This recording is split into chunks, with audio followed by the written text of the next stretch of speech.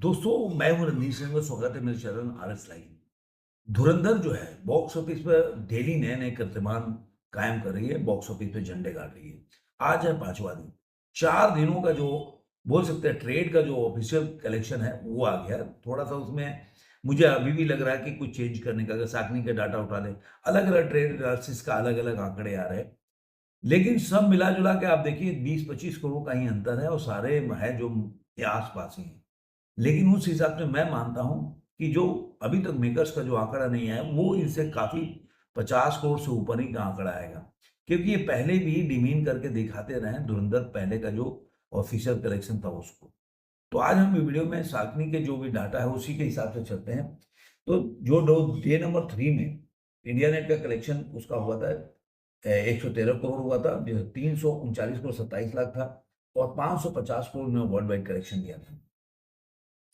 अब day number 4 यानी कि संडे का जो है वो इसका नाइट का ऑक्यूपेंसी आ गया 79.69%। तो मॉर्निंग में 74.23 और आफ्टरनून में 91.23 और इवनिंग में 88.85 और नाइट में 79.69। ओवरऑल 83.50% की ऑक्यूपेंसी है।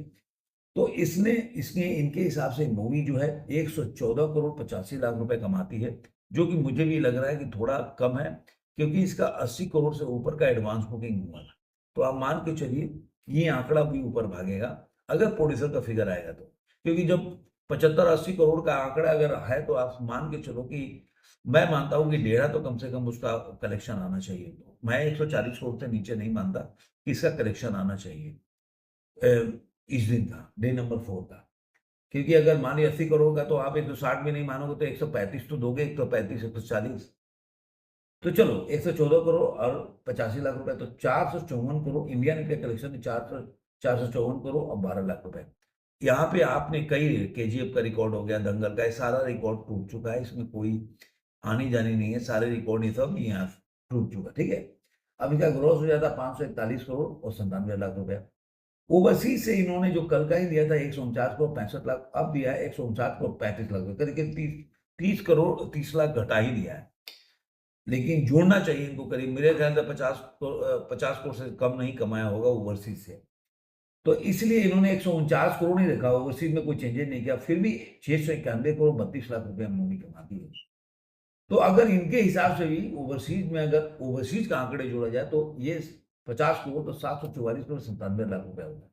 और ये मैं मानता हूं कि ये 800 करोड़ के नीचे का ये आंकड़ा नहीं होगा, ऐसा मेरा मानना है, अनुमान है कि जब मेकर्स का आएगा तो 800 के आसपास का। मैं कल भी आप लोगों को बोला था कि पहले दिन मैंने बोला 500 का, दूसरे दिन में कि 2 दिनों में 500 के आसपास कमाएगी, तीसरे दिन में मैंने बोला 700 कमाएगी, चौथे दिन में मैं बोल रहा हूँ 800 के आसपास कमाएगी। ये मेरा प्रेडिक्शन है और हमेशा सही होता है। तो देखते हैं कि जो मेकर्स का जो आता है वो कितना आता है। मॉर्निंग की आज की जो एडवांस बुकिंग है वो कितना हुई है वो भी मैं अगले वीडियो में बताऊंगा कि आज का एडवांस बुकिंग डे नंबर 5 का क्या हुआ है और ऑक्यूपेंसी क्या आ रही है। तो दोपहर में जब मिलेंगे तो इसके बारे में बात करेंगे, ये मूवी कितना कमा सकती है अपने टाइम पर। धन्यवाद।